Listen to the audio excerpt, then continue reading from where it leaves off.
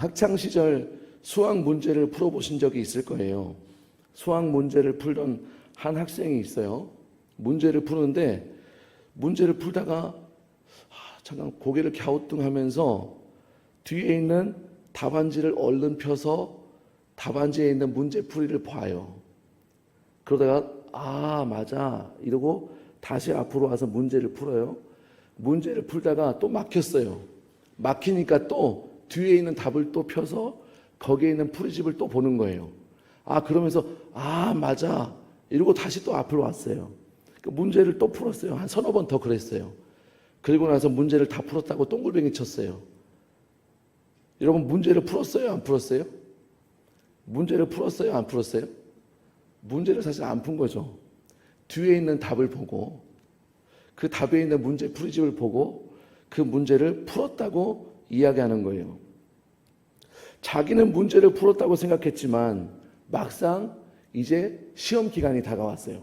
시험 기간이 다가와서 수학 문제 그렇게 열심히 시간을 투자해서 공부했던 시험 문제를 풀려고 딱 보았는데 분명히 어제 그 문제를 봤어요. 근데 이 시험 문제를 비슷한 유형의 시험 문제를 풀 수 있을까요? 없을까요? 이 사람은 못 푸는 거예요. 풀 수 있는 능력이 없어요. 분명히 답은 가지고 있는데 답안지는 가지고 있는데 풀 만한 능력이 없는 거예요. 공부한다고 시간을 투자해서 앉아 있었는데 그 시간이 헛된 시간이 되고 말았어요. 답은 가지고 있지만 답에 이르는 문제 풀이, 그 답에 이르는 과정이 없어요. 그러면 문제를 풀었다고 이야기하지 않아요. 문제 푸는 능력이 없으니까 그 문제를 풀 수 있다고 이야기하는 것도 말이 안 되는 거예요. 여러분 답은 가지고 있지만 그 답은 무용지물이 되는 거예요. 우리 모두도 지금 문제를 풀고 있어요. 우리 여기 앉아있는 모두도. 무슨 과목이냐고 하면 인생이라고 하는 과목이에요. 여러분 인생에 여러 가지 문제가 있잖아요. 그 문제를 지금 우리는 하루하루 그 문제를 또 풀어가고 있는 과정인지도 모르겠어요. 우리 인생이 마지막까지 우리의 인생 속에는 늘 문제가 있다는 것이죠. 여러분 인생을 풀어가시다 보니까 어떠셔요? 인생 문제가 쉬워요? 어려워요? 어렵습니까? 아마 여기에 앉아있는 분 중에는요 참 쉬워요. 인생 별거 아니에요. 이렇게 생각하는 분도 분명히 있을 거예요. 우리가 풀고 있는 이 문제의 뒤를 보니까 문제집 풀고 있던 학생처럼 이 문제집 뒤에 답안지가 있어요. 거기에 여러분 뭐라고 적혀 있는 줄 아세요? 그 답안지에? 그 답안지에는 한 사람의 이름이 기록되어져 있어요. 눈치채신 분들은 아실 거예요. 그분은 바로 우리 인생의 해답이 되시는 예수님이세요. 인생 문제의 해답은요 예수님이세요. 여러분 믿으십니까? 한번 고백해 보시겠어요? 이곳에 앉아있는 모두는요 같은 답을 가지고 있어요. 우리 인생의 해답이 누구시라고요? 예수님. 예수님이 바로 우리 인생의 해답이세요. 그런데 여러분 고민해야 될 문제가 있어요. 우리가 답안지는 들고 있는데 그 답에 이르는 과정, 그 과정이 없었던 학생을 다시 한번 기억해 보세요. 여러분 혹시 우리는 예수님이라고 하는 답안지는 들고 있지만 우리 인생의 문제를 예수님이라고 하는 그 해답지까지 가는 과정의 문제, 그 문제를 해결할 수 있는 능력이 여러분한테 있는지, 그것이 우리에게 있어서 아주 심각하게 중요한 문제가 되어야 해요. 답은 들고 문제는 풀고 있는 것 같은데요, 정작 문제를 진짜로 풀어가고 있는지,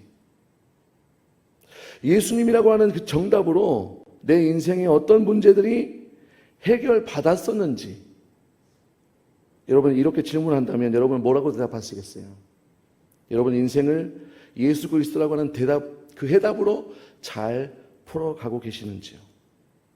만약에 이 질문에 네, 저는 예수님을 의지하여 예수님을 내 인생의 해답으로 삼고 저는 인생을 잘 해결하고 있어요 라고 답하지 못한다면 우리는 모든 문제 앞에, 인생의 모든 문제 앞에 주저앉을 수밖에 없어요. 오늘 인생의 문제를 푸는 능력이 우리 가운데 임하기를 축복합니다. 저는 이제 기사를 통해서 한 가족을 알게 되었어요. 이 가족이야말로 인생을 살면서 진짜 어려운 문제를 만났어요. 그분은 이상훈이라고 하는 분인데 강릉 급발진 의심사고의 희생자 이도현 군의 아버지예요. 이 사건은 2022년 12월에 이 도현이의 할머니가 운전하던 차가 급발진이 의심되는 일이 발생하게 돼요. 그래서 한 1km를 내달린 끝에 지하도에 이 차가 처박히게 되었어요. 그리고 우리가 알다시피 손자는 죽음에 이르게 되었고 할머니는 크게 다친 사건이에요. 기사를 보니까 이 가족이 예수 믿는 가족이었어요. 그 사실을 제가 알게 되었어요. 여러분, 이 도영군의 아버지의 말을 들어보니까 이 아이가 굉장히 활달한 아이였대요. 운동에도 재능이 있고요.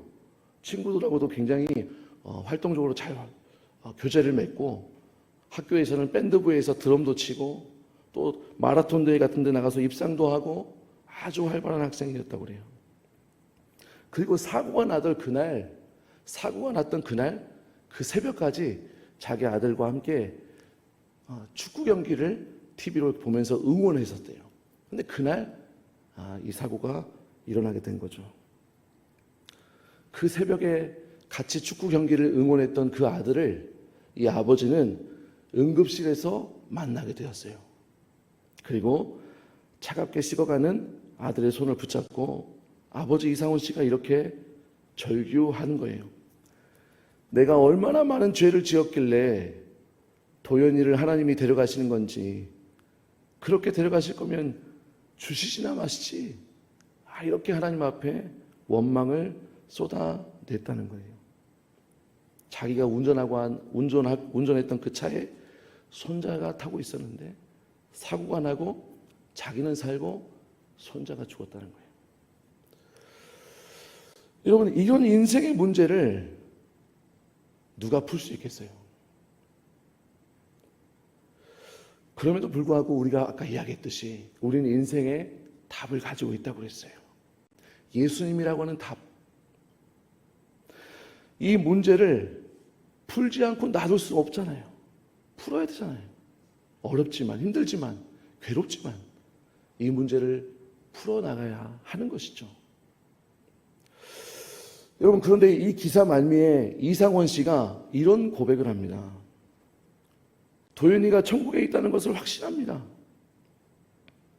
하나님께서 그곳에서 더 많이 너를 사랑해 주시고 품어주시리라. 우리 도윤이를 더 많이 사랑해 주시고 품어주시리라 믿습니다. 그리고 도윤이를 향해서도 다시 만나면 사랑한다고 꼭 말해줄게, 이렇게 이야기를 하는 거예요. 여러분, 결과적으로 보니까 이 도연이의 아버지가 이 어려운 인생의 문제를 풀어내고 있어요. 그 인생의 정답이신 예수님을 향해 다가가고 있어요. 여러분, 그 힘이 어디서 나올까요? 그 어려운 문제 앞에, 그 고통 앞에 이 도연이 아버지가 어떻게 그 문제를 해결해 나갈까요? 여러분, 우리도 혹시 이 가족이 생각나실 때마다 기도해 주셨으면 좋겠어요.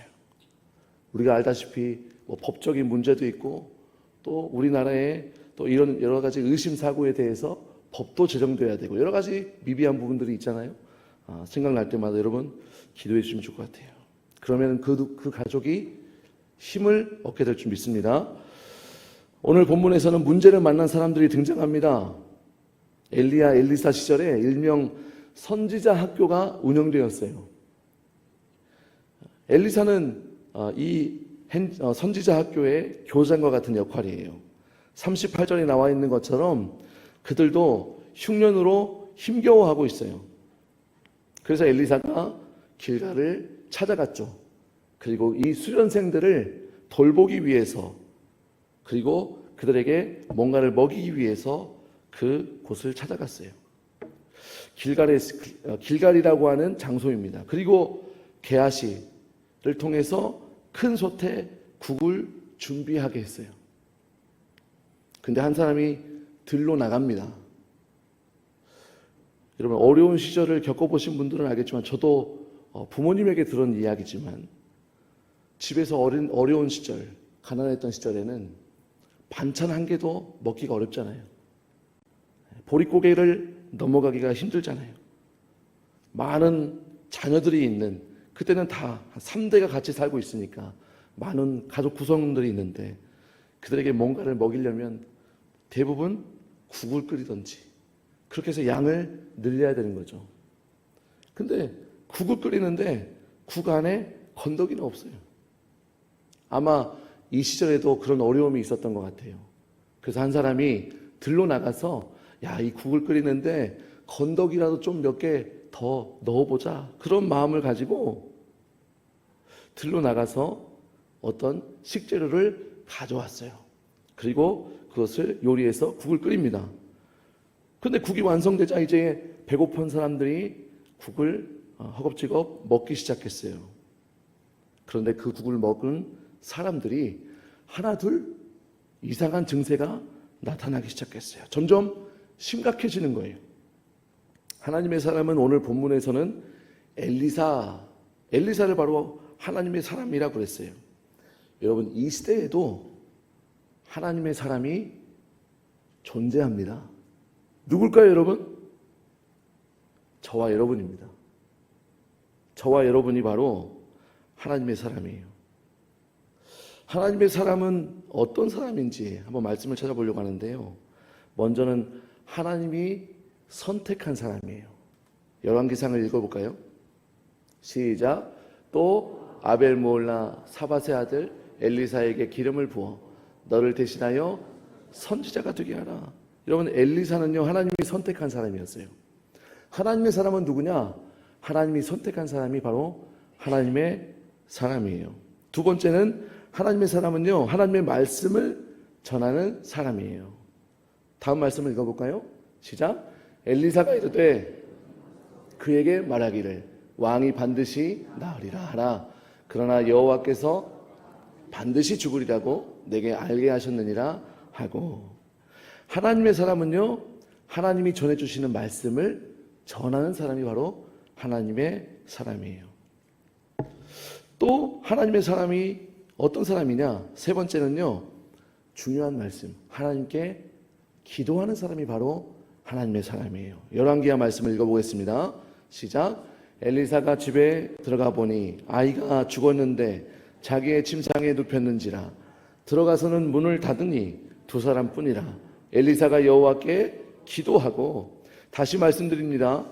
여러분, 중요한 것은 뭐예요? 저와 여러분을 하나님의 사람으로 불렀다는 거예요. 하나님의 사람으로 저와 여러분을 불렀다는 사실을 꼭 기억하셔야 돼요. 이 땅에 하나님의 사람이요 하고 도움을 청하는 사람들이 여전히 있거든요. 우리를 도와주세요. 여러분, 그들에게 인생의 해답을 제시할 수 있는 하나님의 사람이 반드시 필요합니다. 그것을 위해서 저와 여러분을 불렀다는 것입니다. 이사야 말씀을 읽어보겠습니다. 시작. 야곱아, 너를 창조하신 여호와께서 지금 말씀하시느니라. 이스라엘아, 너를 지으신 이가 말씀하시느니라. 너는 두려워하지 말라. 내가 너를 구속하였고 내가 너를 지명하여 불렀나니 너는 내 것이라. 여러분, 여기에서 이야기하는 야곱은요, 여기에서 이야기하는 이스라엘은요, 저와 여러분을 뜻하는 거예요. 저와 여러분을 하나님께서 지명하였고 불렀다는 거예요. 여러분, 그 사실을 믿으십니까? 왜 부르셨을까요? 오늘 본문처럼 하나님의 사람 엘리사처럼 그렇게 살게 하기 위해서, 문제의 해답을 주는 사람으로 인생에서 그런 문제를 당한 사람들에게 인생의 해답을 주는 사람으로 사용하도록 하나님께서 우리를 부르셨다는 사실이에요. 여러분, 그러기 위해서 우리가 먼저 그 문제의 해답에 이르러야 된다는 거예요. 우리가 답은 가지고 있잖아요. 예수 그리스도가 답은 가지고 있지만 우리가 그 문제를 풀 수 있는 능력이 우리 가운데 있느냐 하는 거예요. 그 능력이 바로 기도인 것입니다. 하나님의 사람은요, 기도하는 사람이에요. 한번 따라해 볼까요? 하나님의 사람은 기도하는 사람입니다. 기도로 인생의 문제가 해결되는지 한번 말씀을 통해서 살펴볼까요? 기도가 정말로 인생의 문제를 해결하는지. 첫 번째, 기도할 때요, 관계의 문제가 해결돼요. 같이 말씀을 읽겠습니다. 시작. 여호와께서 그에게 임신하지 못하게 하심으로 그의 적수인 브닛나가 그를 심히 격분하게 하여 괴롭게 하더라. 누구의 말씀, 누구를 가리키는 말씀인지 알겠죠? 이 말씀을 읽으니까 누군가 떠오르시죠? 한나가 떠오르시죠? 한나. 사무엘의 어머니 한나. 사무엘의 어머니 한나는요, 소시적에 참으로 불편한 한 사람이 있었어요. 자신은 임신하지 못해요. 여러분, 그것도 괴로운데 더 괴로운 것이 있어요. 남편이 작은 아내를 얻었어요. 그것도 괴로운데 이 브닛나가 아이를 낳았어요. 그것도 괴로운데 아이를 낳은 그가 아이를 못 낳았던 자기를 구박하고 괴롭히는 거예요. 여러분, 얼만큼 인생이 힘들었을까요? 고난에 겹쳐 있잖아요. 얼마나 힘들었겠어요. 그런데 여러분, 이 괴로웠던 한나가요, 브닛나를 향한 이 분노가 저기를 넘어서서 어떻게 보면 살인까지 느낄 정도의 어떤 이 엄청난 분노가 하나님 앞에서 기도할 때 사라졌다는 사실을 여러분, 우리는 기억해야 합니다. 사무엘상 1장 10절을 같이 읽겠습니다. 시작. 한나가 마음이 괴로워서 여호와께 기도하고 통곡하며, 한나가 그 괴로움을 이기지 못하고 찾아갔던 것이 바로 하나님의 전이었어요. 그리고 오늘 본문 10절 말씀, 이 10절 말씀, 하나님께 기도하고, 여러분, 그 이후에는요, 놀랍게도 브닛나라고 하는 이 이름이 그 이후에는 등장하지 않아요. 한 번도. 10절까지, 기도하기 전까지, 한나가 하나님의 전에서 기도하기 전까지는요, 브닛나라고 하는 이름이 4번이나 등장해요. 한나를 괴롭혔던 브닛나의 이름이 4번이나 등장했어요. 그런데 이 10절 말씀, 하나님 앞에 기도했다라고 하는 이 말씀 이후에는요, 브닛나라고 하는 이름이 등장하지 않아요. 이건 무슨 말이에요? 한나한테 아들 줬으니까 이제 뭐 그게 별로 괴로움이 아니겠죠? 아니에요. 기도를 한 순간부터, 기도를 시작하자마자 더 이상 브닛나는 한나에게 문제와 괴로움이 아니었다는 사실이에요. 여러분, 이 사실을 꼭 기억하시기 바랍니다. 기도한 순간, 하나님 앞에 내 모든 마음을 통하여 기도한 순간, 하나님께서 그 모든 문제를 해결해 주셨다는 사실이에요. 여러분, 두 번째, 기도는 어떠한 능력이 있냐면 돈 문제를 해결해 주세요. 한번 따라해 볼까요? 기도할 때 돈 문제가 해결됩니다. 네, 아직 띄우지 마세요. 아직 띄울 때가 안 됐습니다. 여러분, 돈의 많고 적음이 문제가 되는 게 아니에요. 물론 심각하게 어려운 사람들도 있을 수 있습니다. 그런데 우리가 대부분 돈에 대해서 문제가 생겼다는 것은 우리의 욕망과 관련이 있는 경우가 많아요. 우리의 욕심과 관련이 있는 경우가 많아요. 대부분 그럴 때 돈에 문제가 생겨요. 돈으로 인해서 문제가 생겨요. 다시 말하면 돈을 대하는 우리의 태도가 문제라는 거예요. 여러분, 돈은 필요한 것입니다. 근데 문제는 뭐냐면 돈이 가져야 할 그 재화로서의 가치를 넘어서게 되면 문제가 되는 거예요. 따라서 돈을 대하는 우리의 태도에 대해서 우리는 기도해야 돼요.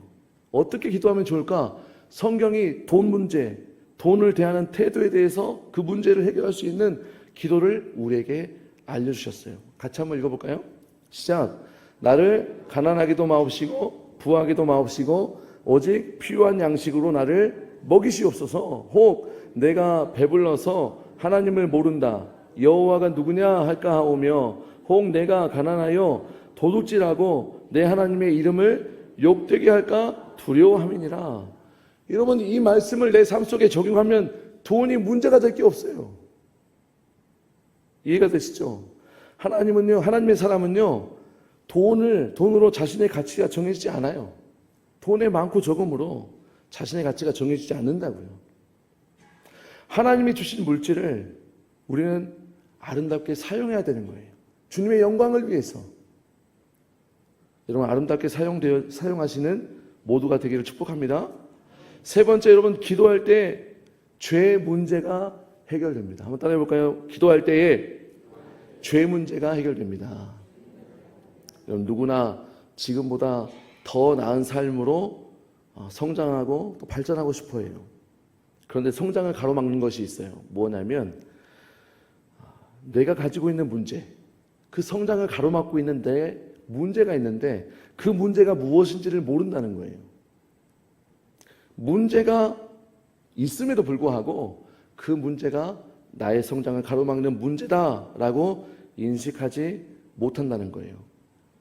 여러분, 수학 문제를 풀던 학생이 답지를 자꾸 보면서 문제를 풀고 있다고 생각하는 것처럼 우리도 근본적으로 내가 이 문제를 제대로 풀고 있는지 없는지 알지 못하는 것이 사실은 문제라는 거예요.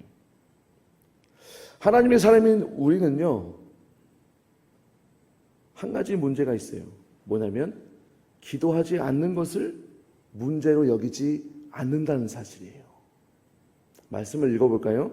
시작. 나는 너희를 위하여 기도하기를 쉬는 죄를 여호와 앞에 결단코 범하지 아니하고. 사무엘은 왕정시대 이전에 사사입니다. 사사로서 하나님이 부여한 능력으로 이스라엘 나라를 다스렸어요. 그런데 이 사사인 사무엘이 무엇으로 나라를 통치하신 줄 아십니까? 기도로 나라를 통치했어요. 말씀을 읽어보겠습니다. 시작. 사무엘이 사는 날 동안에 이스라엘을 다스렸을 때 해마다 베델과 길갈과 미스바로 순회하여 그 모든 곳에서 이스라엘을 다스렸고, 라마로 돌아왔으니 이는 거기에 자기 집이 있음이니라. 거기서도 이스라엘을 다스렸으며 또 거기에 여호와를 위하여 제단을 쌓았더라.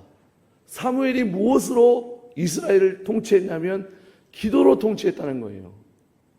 분명히 다스렸어요. 사사로서 다스렸어요. 나라를 다스렸다는 거예요. 그런데 사무엘은 가는 곳, 그가 머무는 곳에서 늘 하나님 앞에 제단을 쌓았어요. 기도하는 사람이었어요. 기도로 나라를 다스렸어요. 적군이 쳐들어오면 기도로 물리쳤어요. 나라에 어려움이 닥쳐오면 기도로 그 문제를 해결해 나갔어요. 근데 그 이후로 왕정이 시작됐고 이렇게 쭉 역사가 흘러오면서 기도로 나라를 다스린다고 하는 말이 허황된 말처럼 느껴지잖아요. 우리는 지금요. 어떻게 기도로 나라를 다스려? 우리에게는 답이 정해져 있어요. 답정너 인생입니다. 우리는 답을 가지고 있어요. 하나님의 사람으로 인생의 수많은 문제를 만나면 이제는 우리가 그 답을 향해서 뚜벅뚜벅 걸어나갈 수 있는 힘이 있어야 돼요. 그 힘이 무엇이냐면 기도하는 것이에요. 이 말씀이 부디 레마의 말씀으로 여러분 각자에게 임하시기를 축복합니다. 여러분, 문제를 만나면 자연스럽게 기도하자, 같이 기도하자, 내가 기도할게, 이러한 좋은 문화들이 우리 복된교회 안에 넘쳐나게 원하고, 또한 그 기도를 통하여서 하나님의 살아계심, 또 예수 그리스도의 능력, 그 능력이 우리 가운데 체험되어 지시기를 주님의 이름으로 축복합니다.